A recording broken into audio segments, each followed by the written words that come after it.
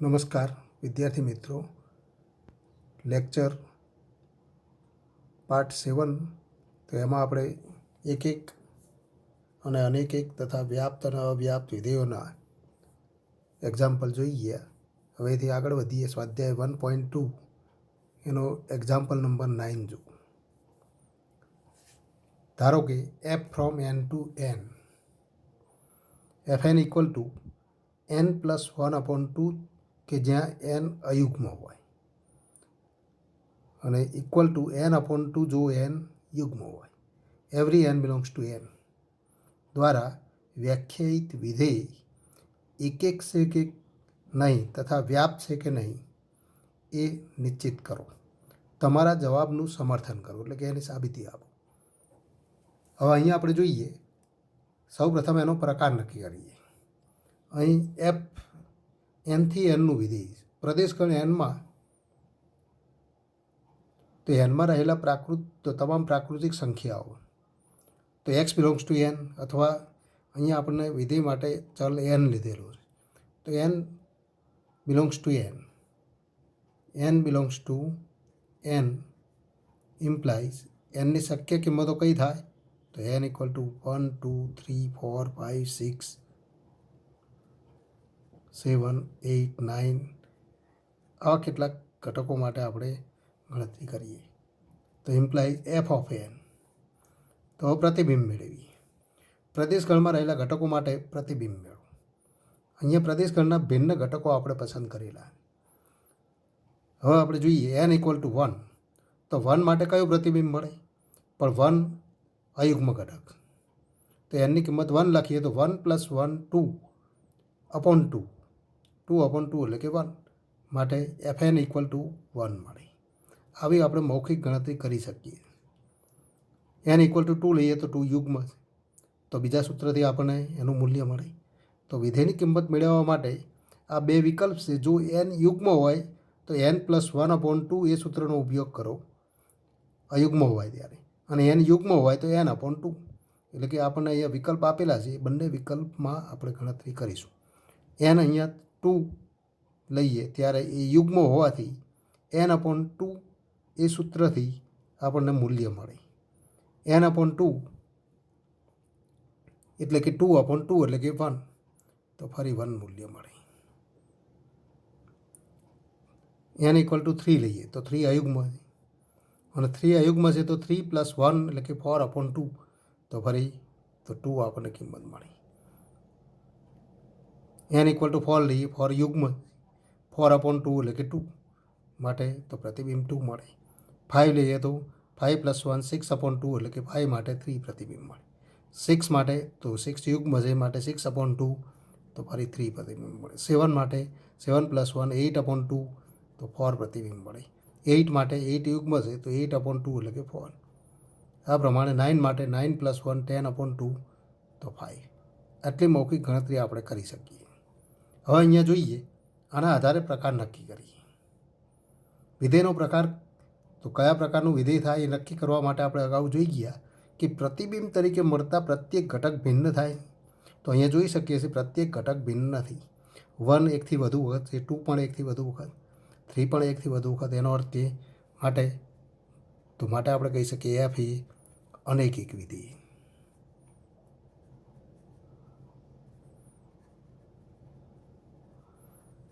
તથા હવે વ્યાપ્ત વિધેય થાય કેમ, તો પ્રતિબિંબ તરીકે મળતા ઘટકોમાં સહપ્રદેશ ગણના બધા જ ઘટકો જોવા મળે છે કેમ. સહપ્રદેશ ગણ n, તો nના બધા ઘટકો અહીંયા મળે છે કેમ, તો અહીંયા જોઈ શકીએ છીએ 1 મળે છે, 2 3 4, ક્રમિક રીતે 5 6 7 અપ ટુ, તો ક્રમિક રીતે આપણે અનુમાન કરી શકીએ કે બધા જ ઘટકો મળી શકે, અને માટે આપણે કહી શકીએ વિધેય વ્યાપ્ત છે. તો f એ અનૈકિક વિધેય છે તથા વ્યાપ્ત વિધેય.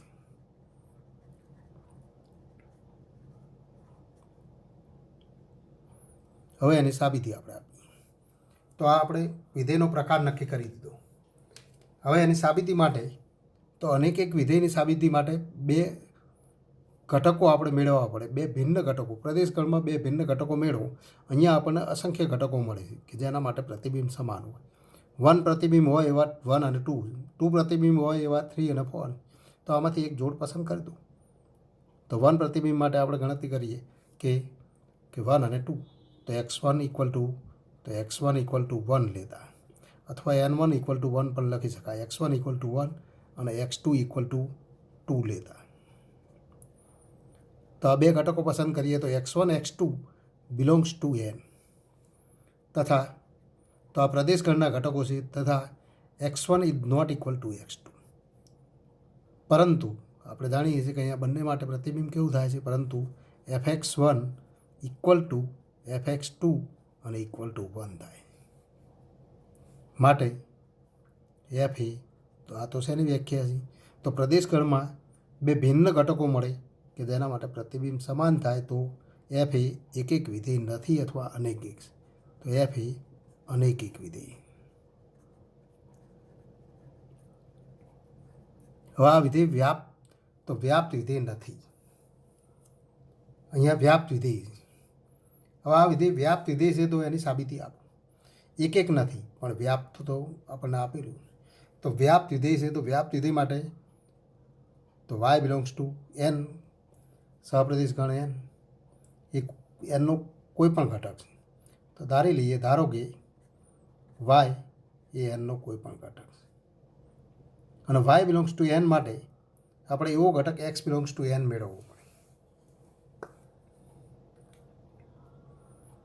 પણ એવો ઘટક કેવી રીતે મળે? તો એના માટે અહીંયા આપણે તો પ્રતિબિંબના આધારે નક્કી કરીએ કે જો y એ 1 હોય તો 1 અને 2નું પ્રતિબિંબ મળે. y એ 2 હોય તો 3 અને 4નું પ્રતિબિંબ મળે. જો y 3 હોય તો 5 અને 6. એનો અર્થ કે પ્રત્યેક ઘટક માટે 2 ઘટકો મળે. એ પૈકી એક ઘટક મેળવી દો. પણ આપણે કહી શકીએ કે 1 એ તો અહીંયા આપણે જોઈ શકીએ છીએ 1 એ 2નું પ્રતિબિંબ અને 2 એ 4નું પ્રતિબિંબ, એ જ રીતે 3 એ 6નું પ્રતિબિંબ. તો દરેક nનો પ્રત્યેક ઘટક એથી 2 ગણી સંખ્યાનું પ્રતિબિંબ તરીકે મળે. એનો અર્થ કે અહીંયા બંને સૂત્રથી આપણે ગણતરી કરી શકીએ કે 1 એ તો યુગ્મ ઘટકના પ્રતિબિંબ તરીકે 1, 2, 3 તો એ બધા જ ઘટકો મળશે અને અયુગ્મ ઘટકના પ્રતિબિંબ તરીકે પણ તો એ ઘટકો મળે. માટે ગમે તે એક સૂત્રનો ઉપયોગ કરીને આપણે ગણતરી કરી શકીએ કે y nનો કોઈ પણ ઘટક હોય તો આપણે લખી શકીએ y ઇક્વલ ટુ n/2. માટે n ઇક્વલ ટુ 2y. તો nની કિંમત એટલે કે x આપણે તરીકે લઈ શકીએ. xની કિંમત તો 2 પસંદ કરી શકીએ, તો 2y પસંદ કરી શકીએ. તો y બિલોંગ્સ ટુ n માટે x ઇક્વલ ટુ 2y લેતા. તો આ બે સૂત્ર ઉપરથી ગણતરી કરી શકાય. એનો અર્થ કે આને આપણે y તરીકે લખી દઈએ n ઇક્વલ ટુ 2y. nની જગ્યાએ આપણે x સંકેતનો ઉપયોગ કરીએ તો x ઇક્વલ ટુ 2y. એ જ રીતે જો આને y તરીકે લઈ લઈએ તો n+1/2 ઇક્વલ ટુ y. માટે n+1 ઇક્વલ ટુ 2y. તો n ઇક્વલ ટુ 2y - 1. તો એ પણ ઘટક પસંદ કરી શકાય. x ઇક્વલ ટુ 2y - 1 લઈએ તો પણ વાંધો નથી. તો એ રીતે પણ સાબિતી મળે, કારણ કે પ્રત્યેક અયુગ્મ ઘટક માટે પણ તો પ્રતિબિંબ તરીકે તો તમામ પ્રાકૃતિક સંખ્યાઓ મળે. તો x ઇક્વલ ટુ 2y લેતા. હવે y nમાં હોય તો 2y પણ nમાં થાય. તો લેતા x બિલોંગ્સ ટુ n થાય. તો x એ nનો ઘટક થાય. તથા આપણે કહી શકીએ તો fx ઇક્વલ ટુ તો f ઓફ xની જગ્યાએ xની કિંમત લેતા x ઇક્વલ ટુ 2y. તો f ઓફ 2y. પણ વિધેયના સૂત્રનો ઉપયોગ કરો, પણ 2y એ તો યુગ્મ ઘટક છે, કારણ કે y બિલોંગ્સ ટુ n. તો 2y એ 2 વડે વિભાજ્ય હોવાથી યુગ્મ ઘટક છે. તો યુગ્મ ઘટક છે તો વિધેયના સૂત્રનો ઉપયોગ કરીએ તો 2y યુગ્મ હોય તો 2y/2. તો f ઓફ 2y તો એનું મૂલ્ય મેળવીએ ત્યારે કયા સૂત્રનો ઉપયોગ થાય? બીજા સૂત્રનો. તો માટે આપણે લખી શકીએ 2y/2 અને ઇક્વલ ટુ y. આમ તો આપણે જોઈ શકીએ છીએ પ્રત્યેક y બિલોંગ્સ ટુ n માટે એવો ઘટક x બિલોંગ્સ ટુ n આપણે મેળવી શકીએ કે જેથી f of x equal to y થાય. આ તો વ્યાપ્ત વિધેયની વ્યાખ્યા છે. માટે આપણે કહી શકીએ કે f એ તો વ્યાપ્ત વિધેય.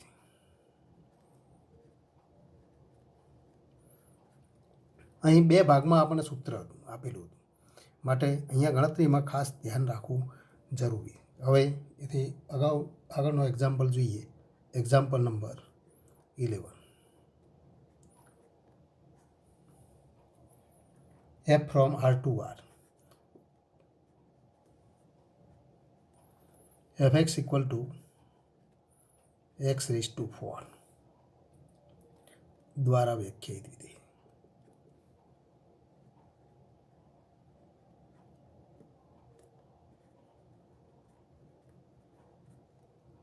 વૈકલ્પિક પ્રશ્ન છે, એના માટે 4 વિકલ્પ આપણને આપેલા છે.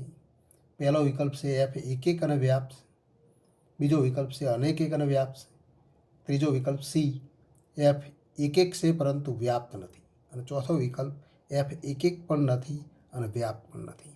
પણ વિધેયનો પ્રકાર નક્કી કરવાની રીત આપણે જોઈએ, એના આધારે પણ અહીંયા ગણતરી કરી શકીએ. f from R to R અને fx equal to x raised to 4.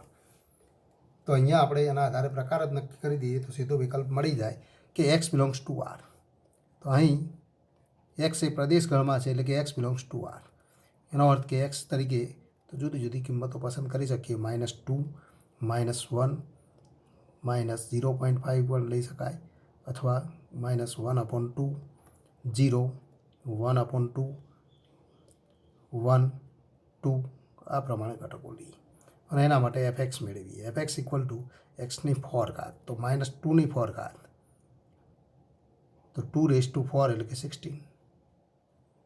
-1ની 4 ઘાત તો 1, 1/2ની 4 ઘાત તો 1/16, 0 માટે 0, 1/2 એનો 4 ઘાત 1/16, 1 માટે 1 અને 2 માટે ફરી તો 16. આ પ્રમાણે ઘટકો મળી. તો આ મળતા પ્રતિબિંબના આધારે વિધેયનો પ્રકાર નક્કી થાય. તો વિધેય કયા પ્રકારનું વિધેય? તો મળતા પ્રત્યેક પ્રતિબિંબ ભિન્ન, તો જો આપણે જોઈ શકીએ છીએ ભિન્ન થાય છે. કેમ? તો ભિન્ન થતા નથી. 16 એ ફરીથી મળે. એ પ્રમાણે 1/16 પણ 2 વખત મળે, 1 પણ તો 1થી વધુ વખત મળે છે. માટે આપણે કહી શકીએ માટે f એ તો એક નથી, એ અનેક એક વિધેય. હવે વ્યાપ્ત થાય કે કેમ? તો ફરી અહીંયા બધા જ ઘટકો મળે છે. તો અહીંયા કેટલાક ઘટકો જ મળે, બધા ઘટકો મળતા નથી. કેમ કે 0 મળે છે. એ ઉપરાંત આ બધા તો આ અહીંયા મળતા ઘટકો એ ધન વાસ્તવિક સંખ્યાઓ, પણ કોઈ ઋણ ઘટક મળતો નથી. અને એ આપણે તો જોઈ પણ શકીએ છીએ કે fx equal to x raised to 4. તો x belongs to R માટે એક્સના વર્ગનું મૂલ્ય ગ્રેટર ધેન ઇક્વલ ટુ 0 થાય, તો x raised to 4નું મૂલ્ય પણ ગ્રેટર ધેન ઇક્વલ ટુ 0 થાય. એનો અર્થ કે ઋણ ઘટકો અહીંયા પ્રતિબિંબ તરીકે મળી શકે નહીં. તો એક તો એ અનેક એક અને વ્યાપ્ત નથી. માટે અહીંયા ચોથો વિકલ્પ આપણને મળશે, માટે ડી વિકલ્પ મળે. તો જવાબ થશે ડી વિકલ્પ, કે f એક પણ નથી, f એક પણ નથી અને વ્યાપ્ત પણ નથી. તો આ આપણને જવાબ મળે. હવે આપણે જોઈએ તે આગળ વધીએ તો વિધેયોનું સંયોજન.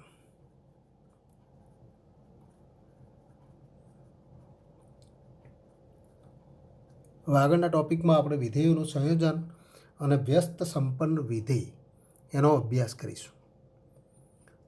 પણ સૌ પ્રથમ આપણે જોઈએ વિધેયનું, તો વિધેયોનું સંયોજન. એકથી વધુ વિધેય, એક કરતાં વધુ વિધેય આપણને આપેલા હોય તો એનું તો સંયોજન દ્વારા એક અન્ય વિધેય આપણે વ્યાખ્યાયિત કરી શકીએ. ઉદાહરણ સમજવા માટે આપણે જોઈએ, એ ટેક્સ્ટબુકમાં આપણને એક ઉદાહરણ આપેલું છે. એ જ ઉદાહરણ આપણે જોઈએ કે કોઈ 2010માં રહેલા ધોરણ 12ના વિદ્યાર્થીઓ માટે આપણે ગણતરી કરીએ. ધોરણ 12ના વિદ્યાર્થીઓ કે જે બોર્ડની પરીક્ષા આપી રહેલા.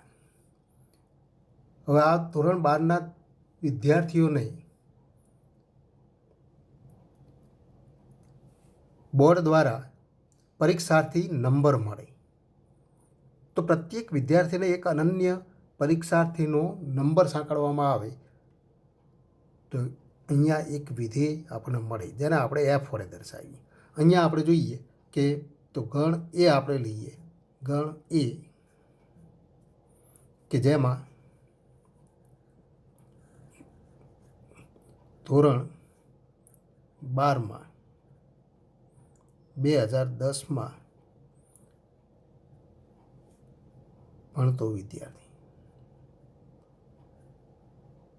ભણતા વિદ્યાર્થીનો ગણ.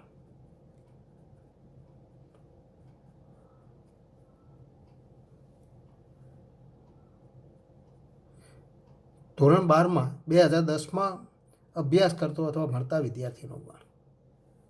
હવે બી ગણ આપણે પસંદ કરીએ. બોર્ડ દ્વારા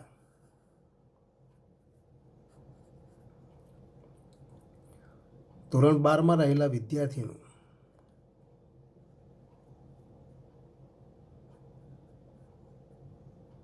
ભણતા વિદ્યાર્થીનો પરીક્ષાર્થી નંબર.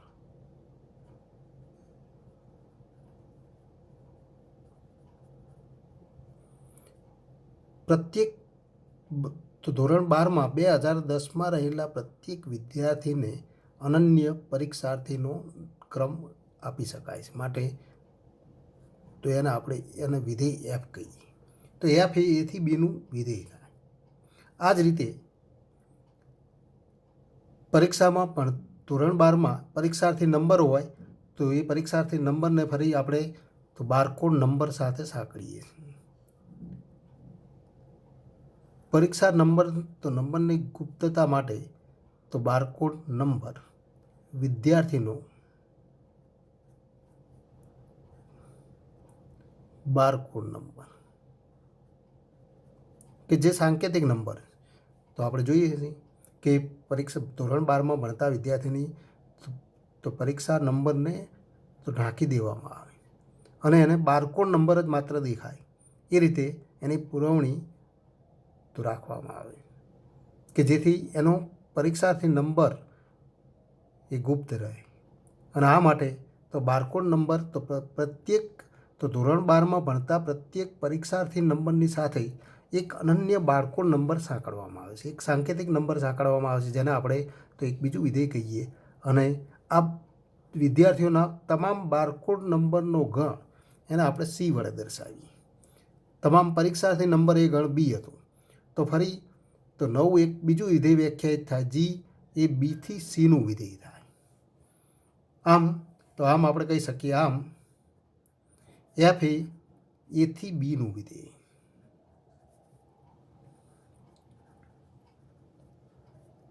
તથા જી એ બીથી સીનું વિધેય.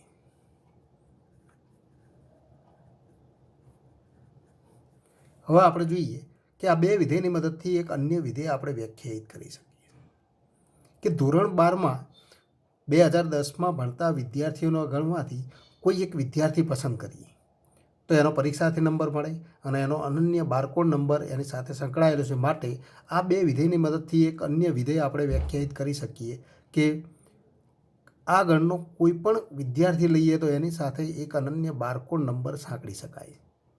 કારણ કે પ્રત્યેક વિદ્યાર્થી માટે તો પરીક્ષાર્થી નંબર અનન્ય સંકળાયેલો અને એ પરીક્ષાર્થી નંબરને તો ફરી અનન્ય બારકોડ નંબર સાથે સાંકળતા તો પ્રત્યેક વિદ્યાર્થીને સંગત એક અનન્ય બારકોડ નંબર આપણે સાંકળી શકીએ છીએ. એનો અર્થ કે આ બે વિધેયની મદદથી એફ અને જીની મદદથી એક નવું વિધેય આપણે વ્યાખ્યાયિત કરી શકીએ.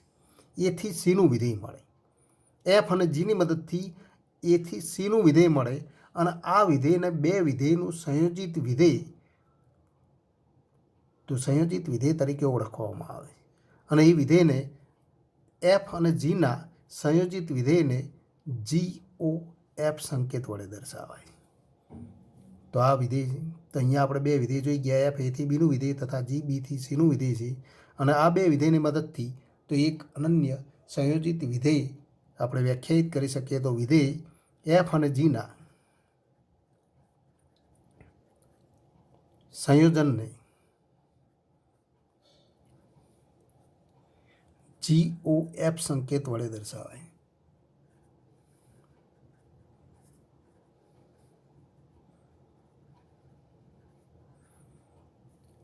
અને તે વિધેય GOF અને તે વિધેય GOF ફ્રોમ તો ક્યાંથી ક્યાંનું વિધેય થાય તો એથી સીનું વિધેય થાય. એથી સીનું વિધેય મળે. અને તો એ કયા ઘટક? તો ગણ એના. તો પ્રત્યેક એક્સ બિલોંગ્સ ટુ એ માટે આ વિધેય દ્વારા મળતું પ્રતિબિંબ કયું થાય? તો Jio F X equal two તો જી ઓફ એફ એક્સ. એક્સ એ કોઈ વિદ્યાર્થી હોય, ધોરણ 12માં ભણતો, 2010માં 12માં ભણતો વિદ્યાર્થી હોય, તો એ કોઈ એક્સ વિદ્યાર્થી હોય તો વિધેય એફ દ્વારા એ વિદ્યાર્થીનો એક અનન્ય ક્રમ એટલે કે પરીક્ષાર્થીનો નંબર મળે, પરીક્ષાર્થી ક્રમ નંબર મળે, અને એ પરીક્ષાર્થી ક્રમ નંબર જે મળે એને સંગત વિધેય જી દ્વારા તો ફરી અનન્ય બારકોડ નંબર સંકળાયેલો છે, માટે તો એક્સની સાથે એક અનન્ય બારકોડ નંબર આપણે સાંકળી શકીએ આ બે વિધેયની મદદથી. અને એ જી તો એના માટેનું આ સૂત્ર થાય G O F X equal to G of F X. અહીંયા આપણે કહી શકીએ આ એક્સ લઈએ તો આ તો એફ એક્સ ઘટક મળે, અને એફ એક્સ ઘટક મળે તો ફરી અહીંયા સંકળાયેલો નંબર એ જી ઓફ એફ એક્સ, આને વાય કહીએ તો જી ઓફ વાય એટલે કે તો જી ઓફ એફ એક્સ. તો અહીંયા મળતો ઘટક એને આપણે દર્શાવી શકીએ જી ઓફ એફ એક્સ. આમ પ્રત્યેક ઘટક એક્સને સંગત અનન્ય જી ઓફ એફ એક્સ સંકળાયેલો આ વિધેય દ્વારા. તો આ તો વિધેયને તો જીઓ એફ આ તો દ્વારા વ્યાખ્યાયિત કરવામાં આવે.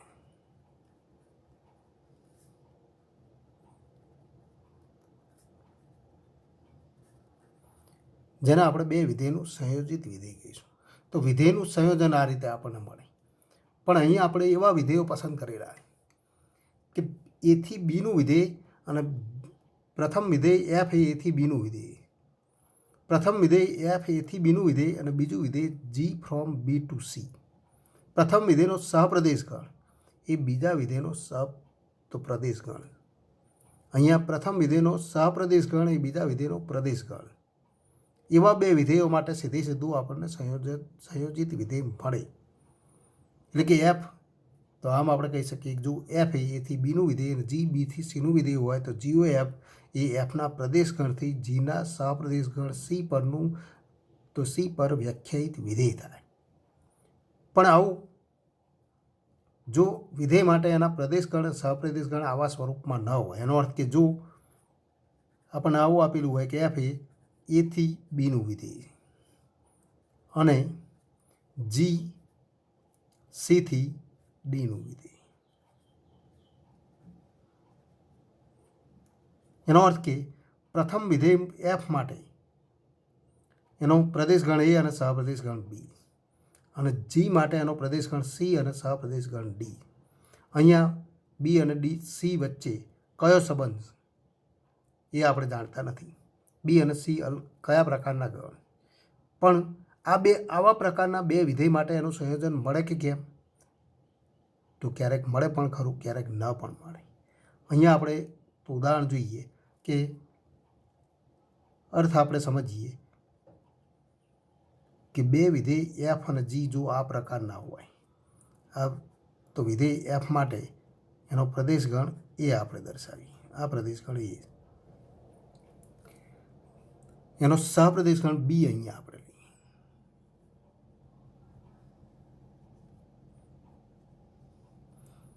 અને જી માટે એનો પ્રદેશ ગણ સી એ આપણે અહીંયા દર્શાવીએ.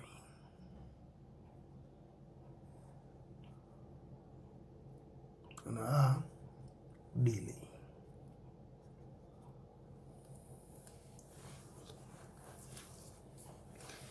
જો એફ એથી બીનું વિધેય હોય અને જી એ સીથી ડીનું વિધેય હોય તો આ બે વિધેયનું સંયોજન મળે કે કેમ? તો મળે પણ ખરું, ન પણ મળે એના માટે કેટલીક શરતનું પાલન થવું જોઈએ. જો એફ એથી બીનું વિધેય હોય તો એમાં રહેલો તો કોઈ પણ ઘટક માટે મળતું પ્રતિબિંબ એ બીનો ઘટક થાય, અને જી એ સીથી ડીનું વિધેય છે તો પ્રતિબિંબ તરીકે મળતો ઘટક બીમાં હોય, પણ જો એ સીમાં ન હોય તો ફરી જી વિધેય દ્વારા તો એ ઘટકનું પ્રતિબિંબ મેળવી શકાય નહીં. પણ આપણે કહી શકીએ જો અહીંયા તો અર્થ આપણે લઈએ કે એક્સ એમાં હોય, એક્સ એનો કોઈ પણ ઘટક, તો અહીંયા પ્રતિબિંબ તરીકે મળતો ઘટક એ જો આ ભાગમાં હોય એટલે કે અહીંયા તો બીમાં હોય પણ સીમાં ન હોય, બી માઇનસ સી જે પ્રદેશ દેખાય જો એમાં ઘટક હોય ત્યારે જી વિધેય દ્વારા તો પ્રતિબિંબ તો મળી શકે નહીં, અને ત્યારે એક્સને આપણે તો ડીના કોઈ ઘટક સાથે સાંકળી શકીએ નહીં, ત્યારે બે વિધેયનું સંયોજિત વિધેય વ્યાખ્યાયિત થઈ શકે નહીં. પણ જો એક્સ માટે મળતું પ્રતિબિંબ આ ભાગમાં ને બદલે આ ભાગમાં હોય એટલે કે અહીંયા આપણે જોઈ શકીએ છીએ એ ભાગ કયો છે તો બી અને સીનો સામાન્ય પ્રદેશ. સામાન્ય પ્રદેશ એટલે કે અહીંયા તો બીમાં તો પ્રતિબિંબ તરીકે મળતો ઘટક બીનો ઘટક તો થાય જ, પણ એ સીમાં પણ હોવો જોઈએ. પ્રતિબિંબ તરીકે મળતો ઘટક એફએક્સ જો અહીંયા હોય તો આપણે જોઈ શકીએ છીએ ફરી જી વિધેય દ્વારા તો આપણે તો એ પ્રતિબિંબ તો આ ઘટક એફએક્સ એને આપણે વાય વડે દર્શાવીએ તો એનું પ્રતિબિંબ જી વાય એટલે કે જી ઓફ એફએક્સ આપણે ડીમાં મેળવી શકીએ.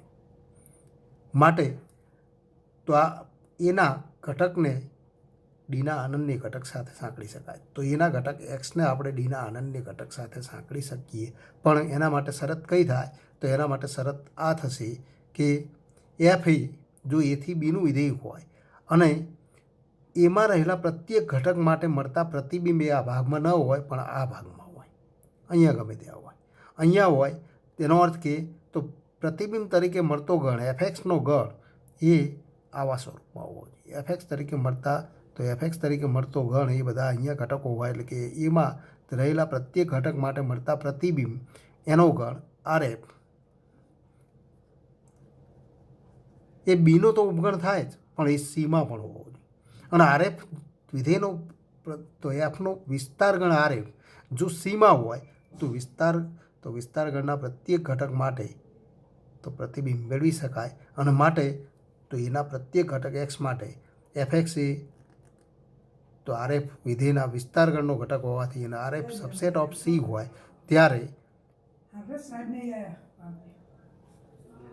તો વિધેયનો વિસ્તાર ગણ સીમાં હોય આરએફ સબસેટ ઓફ સી હોય ત્યારે તો ફરી પ્રતિબિંબ તો જી વિધેય દ્વારા આપણને પ્રતિબિંબ મળે અને એ પ્રતિબિંબ ડીમાં મળે, અને પ્રતિબિંબ ડીમાં મળે તો માટે આપણે કહી શકીએ કે આવું વિધેય વ્યાખ્યાયિત કરી શકાય, અને એ વિધેય તો જીઓ એફ મળે. પણ એના માટેની શરત કઈ થશે તો શરત આપણે કહી શકીએ કે જી એફ અને જીનું સંયોજિત વિધેય તો એફ અને જીનું સંયોજિત વિધેય જીઓ એફ મળે અથવા વ્યાખ્યાયિત થાય મળે તે માટેની શરત, તો તે માટેની શરત આપણને મળે કે તો શરત વિધેય એફનો વિસ્તાર ગણ આરએફ સબસેટ ઓફ તો જીનો પ્રદેશ ગણ એટલે કે આરએફ સબસેટ ઓફ ડીજી થાય. આમ જો આરએફ સબસેટ ઓફ ડીજી થાય તો આપણે કહી શકીએ કે જીઓ એફ વ્યાખ્યાયિત થાય.